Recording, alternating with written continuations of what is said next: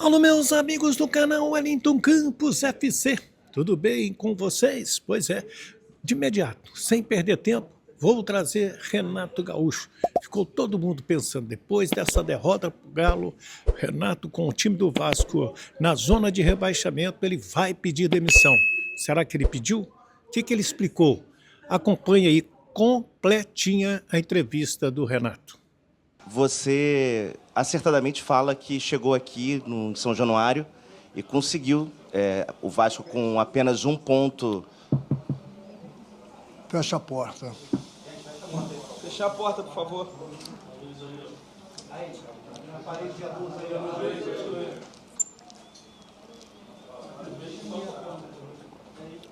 Desculpa.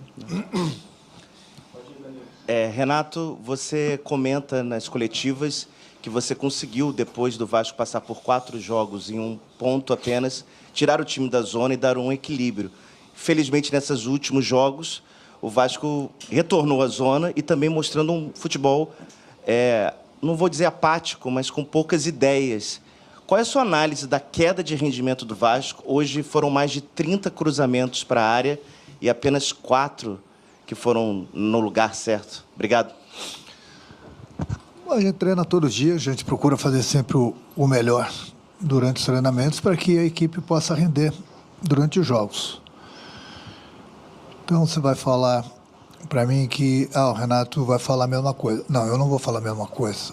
Mas, basicamente, comigo, esse grupo disputou 42 pontos com o de hoje.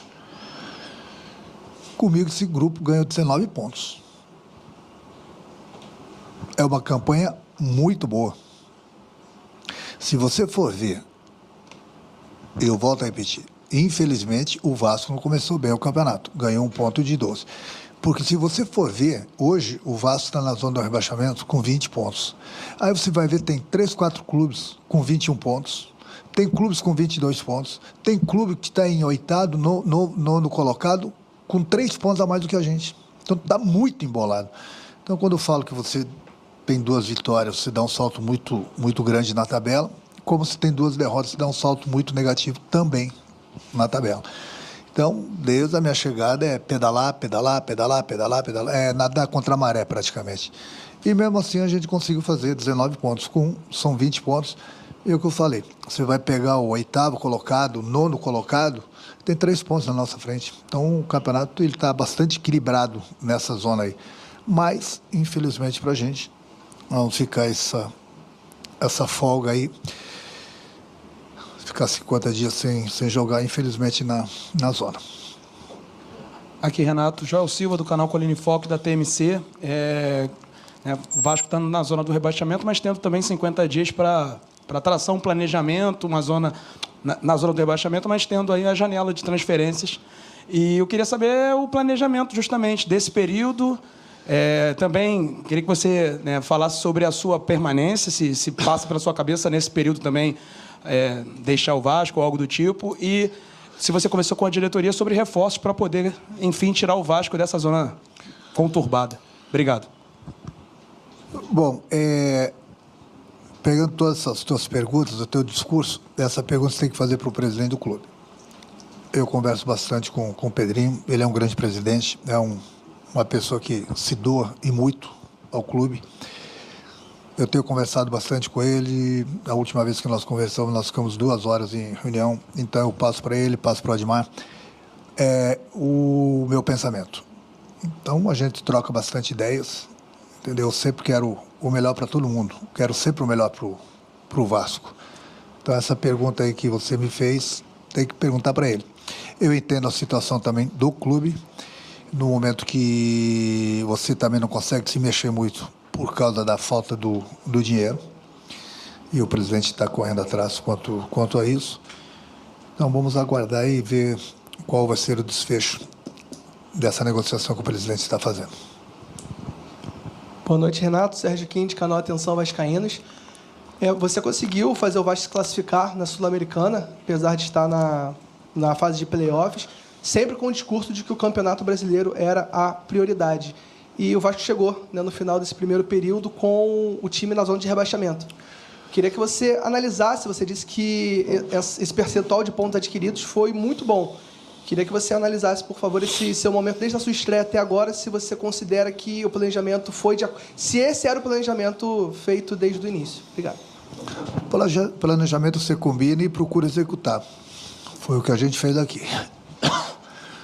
O Vasco está disputando 3 competições. O Vasco está classificado na Copa do Brasil, o Vasco está classificado na Sul-Americana. Se você for ver a porcentagem, desde que eu cheguei no Vasco no Campeonato Brasileiro, ela é boa. Se você pegar, por exemplo, só um exemplo, 2 pontos, o clube que está na nossa frente tem 1 ponto fora da zona. Tem 1, 2 clubes, 3 clubes com 21 pontos. Se você pegasse mais 2 pontos, 2, não vou muito longe, ou até 1, dependendo dos gols, o Vasco hoje estaria fora da zona do rebaixamento. Então, no momento que você disputa 12 pontos, e ninguém está dando aqui a desculpa, mas o Campeonato Brasileiro é assim, ele é cruel. No momento que você ganha 1 ponto de 12, você tem que ficar pedalando, nadando contra a maré o campeonato todo. Foi assim desde a minha chegada. A cada 3 dias um jogo, de uma competição, outra, poupa um time aqui, poupa alguns jogadores aqui, vai lá, sempre pensando no Campeonato Brasileiro. Se você for ver, quando eu cheguei aqui, o Vasco teve 1 ponto, era o último colocado. Hoje o Vasco continua na zona, mas está atrás do primeiro fora 1 ponto apenas. Então, é uma rodada, mas faz parte do Campeonato Brasileiro. As pessoas também ou entendem a situação, ou não entendem, né? O que a gente vai fazer? Eu fico triste pela nossa torcida, que hoje, mais uma vez, deu um show, tem apoiado bastante. Agora, tem horas também que você precisa de algo mais. Então, eu espero que essa parada, todo mundo possa refletir o que fez, o que não fez e o que pode fazer. Renato, boa noite. Rodrigo Crevellari, Digão, do podcast Cruz Maltino. Queria primeiro também saber sua análise da partida, claro. E sobre o planejamento que eu vou perguntar para você é sobre a questão de período de férias / folga. Quando que vai ser esse período? Como que vai ser o planejamento dos treinos depois do período também? O jogo a gente começou bem, não faltou a entrega da equipe, tivemos algumas oportunidades no início do jogo, infelizmente a gente não soube aproveitá-las e uma bola parada, infelizmente nós tomamos o gol. E aí sabe como é que é a pressão, né? Ter que começar a se expor, abrir o time, ir para dentro do adversário, mesmo assim a gente criou algumas situações, mas infelizmente a gente não conseguiu sequer o gol de empate para a gente tentar reagir e conseguir a vitória. Então, o Atlético também teve poucas oportunidades, mas nas poucas oportunidades ele fez um gol. Nós tivemos algumas oportunidades e, infelizmente, nós não aproveitamos. Bom, quanto à folga, é praticamente que todos os clubes vão dar 3 semanas. Alguns clubes um pouquinho mais, alguns clubes 1 ou 2 dias a menos, que foi determinado. Aí você me pergunta sobre os treinamentos na volta. Bom, os treinamentos na volta, em primeiro lugar, é readquirir a condição física dos jogadores e ver o que vai acontecer nesse período que a gente está de folga em relação ao esquema do presidente em relação a correr atrás do dinheiro. Vai conseguir, nesse período, vai tentar recuperar o futebol do Brenner, entre outros jogadores que está embaixo? Futebol do Brenner, na última coletiva... Do Brenner? Eu entendi isso. Cara, eu sempre converso com todo mundo, dou apoio para todo mundo, procuro corrigir, lapidar todos os jogadores. A minha parte eu faço. Os jogadores têm treinado, mas, infelizmente, no momento que as coisas não acontecem, eu sempre falo para eles, o futebol tem 2 palavrinhas. Aliás, uma palavrinha só. Chama-se vitória. Quando ganha, está tudo bem. Quando você não ganha, ninguém é bom. Ninguém presta.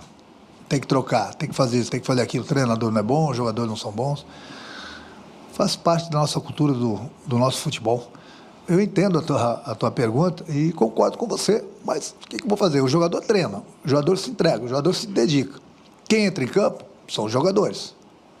A parte da comissão técnica e do Estado, a gente faz tudo para isso. Então, na parte física, a parte técnica, a parte tática, a gente procura dar a maior confiança para eles. Mas, infelizmente, às vezes o jogador entra, não está naquela boa fase e as coisas não acontecem. Boa noite, Renato. Coincidentemente, Piton, Brenner e o Saldívia nem ficaram no banco hoje. São 3 jogadores assim que a torcida tem pegado no pé. Foi por opção técnica sua ou aconteceu alguma coisa com eles? Não, o Breno fez um tratamento especial no joelho dele. O Pitão não se recuperou das dores musculares. E o Saldívia pediu para ficar de fora porque estava com um problema particular. Renato, boa noite. Lineker Bionde, a Hora do Vasco. Você recomendou para o nosso amigo Joel Silva perguntar ao presidente algumas questões de planejamento de futebol. Eu queria te perguntar como que faz para perguntar ao presidente, já que a torcida sente falta de um posicionamento oficial dele há muito tempo. E sobre o planejamento de futebol, o que prometeram ao Renato? Reformulação, muitas contratações, porque você já falou em números, né? 3 ou 4 em coletivas anteriores e agora não fala mais em números. O que foi prometido para o Renato no segundo semestre? Obrigado. Bom, eu entendo a tua pergunta, mas tem coisas que eu falei na primeira pergunta aí do teu colega, tem coisas que eu tenho que falar diretamente com o presidente. Falar para ele o que eu penso, o que eu vejo, a decisão é dele. Quando eu falo que vocês precisam fazer algumas perguntas para o presidente, porque vocês vão fazer perguntas, por exemplo, para mim, de contratações, ninguém contrata se não tiver dinheiro. Então, a única pessoa que pode responder sobre dinheiro é o presidente. Já não cabe mais a mim. Não é que eu não queira responder a pergunta de vocês, só que é um assunto que foge do treinador. Cabe ao presidente do clube, ele que está conversando, ele que está tendo diálogo com as pessoas para acertar esse contrato, para correr atrás de dinheiro. Entrando dinheiro, bom, aí é outro discurso. Não entrando dinheiro, também é outro discurso. Mas é essa pergunta que eu falei, somente o presidente pode responder, porque é ele que está a par desse novo contrato. Renato, boa noite. Thiago Totti, canal Thiago Totti. A defesa do Vasco, exceção do jogo contra o Atlético Paranaense, levou gol em todos os jogos. Seria a defesa o setor a mais ser reforçado? Aqui, quando perde um, perde todo mundo, independente se é goleiro, se é defesa, se é meio, se é ataque. Todo mundo trabalha para buscar sempre os melhores resultados. Infelizmente, nem sempre eles aparecem. E hoje, infelizmente, que eu falei, a gente tomou um gol, não conseguimos sequer o gol de empate para a gente tentar a virada e sair dessa situação, mas agora é o que eu falei, é ver o que a gente fez certo, ver o que está errado, procurar consertar, corrigir e ver o que acontece nessa parada da Copa do Mundo. Renato, boa noite. Brian Lucas, do BTB Esporte. Na partida de hoje, o Vasco teve 16 chutes e 7 chutes ao gol. Na partida contra o Bragantino foram 12 chutes, também 7 no gol. Você falou que vai depender se tiver dinheiro para contratar um atacante. Você acha que essa posição, se aparecer dinheiro, é uma posição que o Vasco precisa, apesar do Brenner estar tentando se recuperar?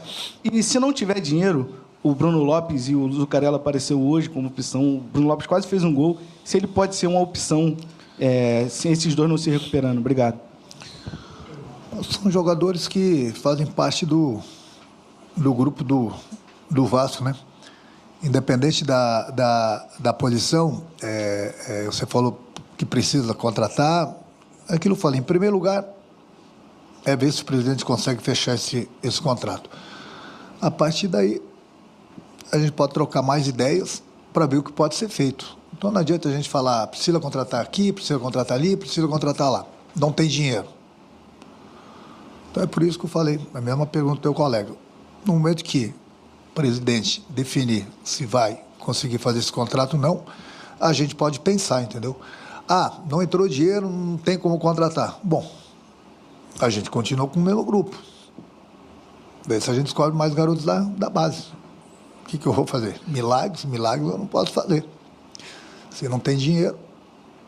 Mas é por isso que eu falei. Aí, essas e outras perguntas em relação a contratações, em relação ao que vai ser feito durante a Copa do Mundo, tem que ser feita para o presidente, porque ele é o presidente do clube, ele está a par desse negócio do contrato.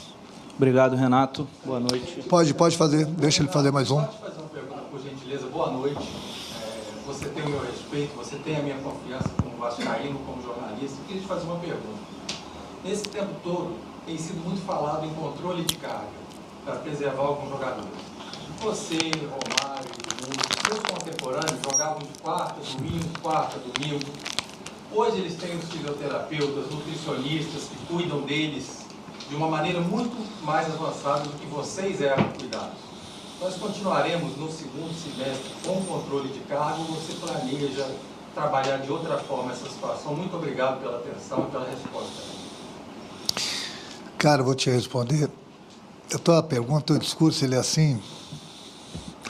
Eu coloco muitas vezes para esse grupo aqui.